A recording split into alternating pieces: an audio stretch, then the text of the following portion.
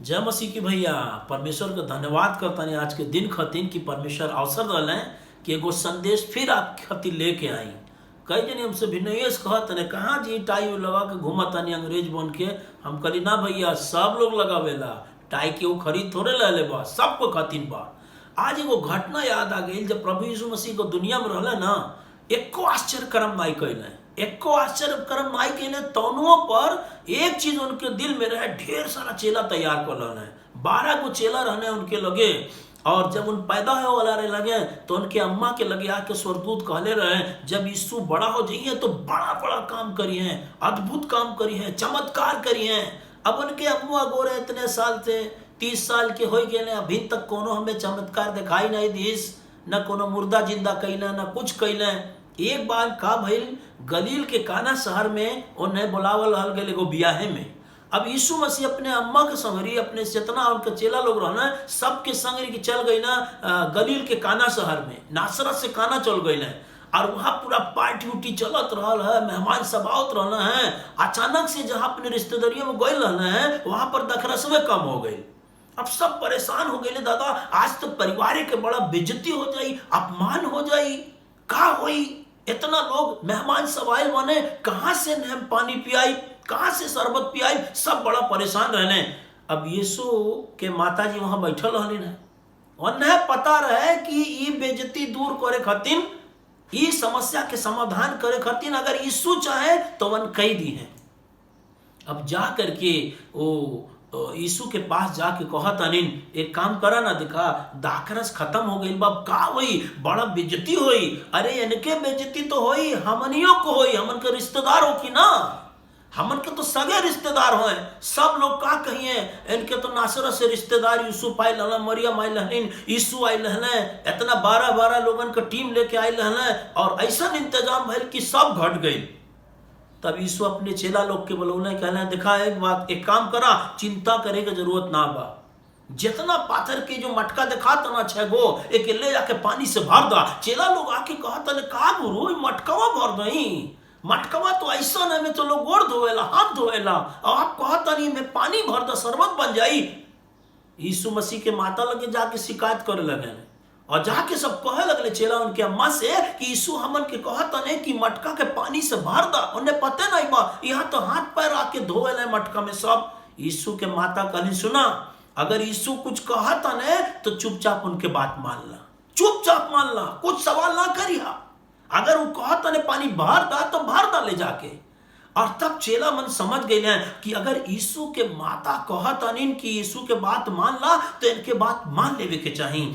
तब चेला लोग जा करके वो 6 गुज मटका रखल है, वो में ले जाके ढेर सारा पानी भर दहने। और तब प्रधान के बोला कल है, हाई ल पानी, और जाके जितना मेहमान बड़बड़ाता है, कुड़कुड़ावत है, जाके कह दो आके पी के देखा। ऐसे शादी विवाह में हमन को देखा जाला ना, जब कुछ कम पड़ जाला तो ससुराल वाले, यार वाले, वाहर वाले सब आके कितना जो नुक्स निकाले है। हाँ देखा का शरबत बनौले है, और आ गए इतना जल्दी, खत्म हो गए इतना जल्दी। अरे यीशु के बात मान के उनका चेला लोग ले जाके पानी के भर देने, और जैसे पनिया के टेस्ट करके देखा था, चख कर देखा था कि पनिया पूरा दाखरस बने एकदम बदल गई बा, एगो नवा टेस्ट आ गई बा। कहने लगले बा, ये कौन शरबत हो दादा, कौने देश से आइल बा, ऐसा शरबत तो हम आज तक ना पी ली, ऐसा दाखरस तो आज तक मिलबे ना कइल। इतना बड़ा चमत्कार हो गई, इतना बड़ा काम हो गई, आज तक कहियो गलील के काना शहर में इतना बड़ा चमत्कार ना भइल है। ये तो यीशु मसीह के पहला चमत्कार रहे।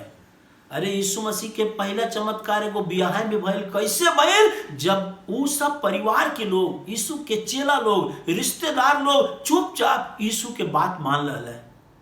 आज इस चैनल के माध्यम से हम आपके कहतनी, हमें नहीं पता बा दादा कौने चीज के कमी बा, का चीज आके घेर रहले बा, कहाँ आपके अपमान होए वाला बा, कहाँ लगा तो हमारा का होई। लेकिन अगर एक काम करी, यीशु के बात मान ले तो आपके सब कुछ बदल जाए।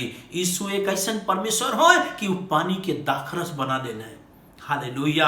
आज ये वीडियो संदेश के माध्यम से हम आपके कहता नहीं भैया, अगर आप ऐसा आपके फील होता कि दादा हमार का होई, हमार तो बड़ा अपमान हो जाई, बड़ा बेइज्जती हो जाई, हमार के मदद करी, हमारे लगे तो इतना पैसो नहीं बा, जोगाड़ो नहीं बा कि हम इस सब के खिया पाई, भी सब काम कर पाई।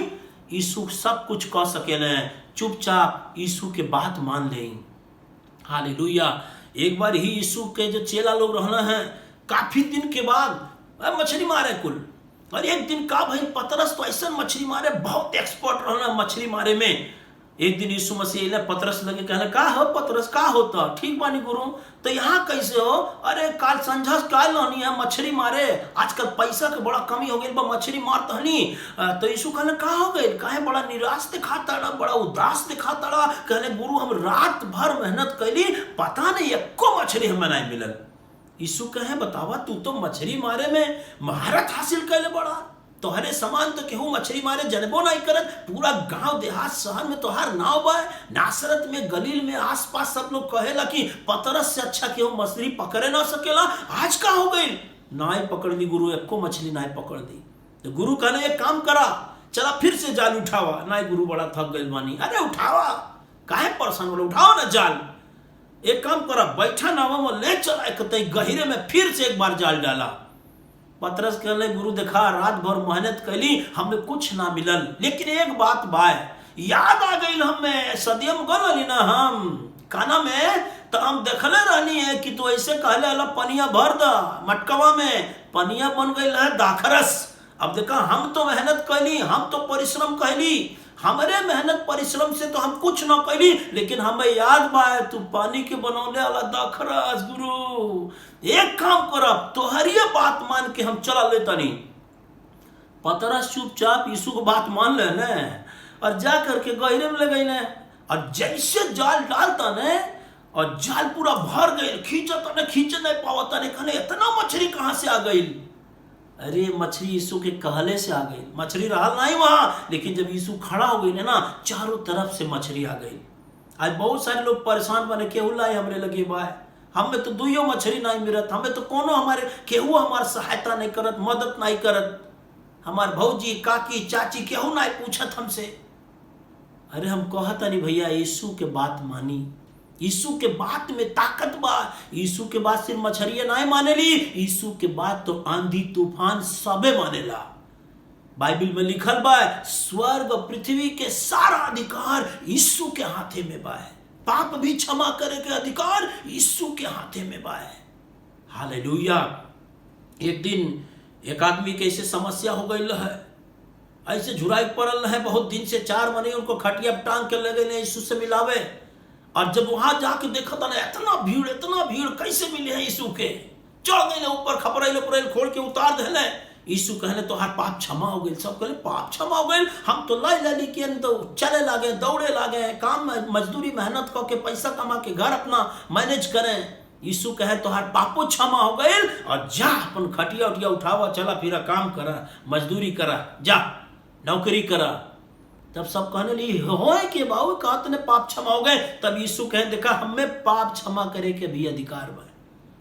आज यह संदेश से आपके बताओ तानी, यीशु मसीह के पास आई, पाप क्षमा के अधिकार नहीं के लगे बा, और अगर वो कह दिए ना तो एक बार फिर से पानी दाखरस में बदल जाए। अगर वो कह दिया कि जो जाल डाल दा तो इतना मछली भर जाए कि फटे लगी, खींचो ना पैबा, बुलाए पड़ी आजू बाजू से है, आओ तो मदद करा हमार। यीशु जीवित परमेश्वर हो भैया, अपन जीवन यीशु के दें, अपनाइयों के, और कहीं प्रभु हमरे जिंदगी में आ जाई और हमारियो पानी के दाखरस में बदल दें। प्रभु आपके सहायता करे, बड़ी आशीष दे। अब हम धरता नहीं, अब फिर कहियो मुलाकात हुई तो बाकी संदेश देव, लेकिन एक काम करा, यीशु मसीह के ऊपर विश्वास करा।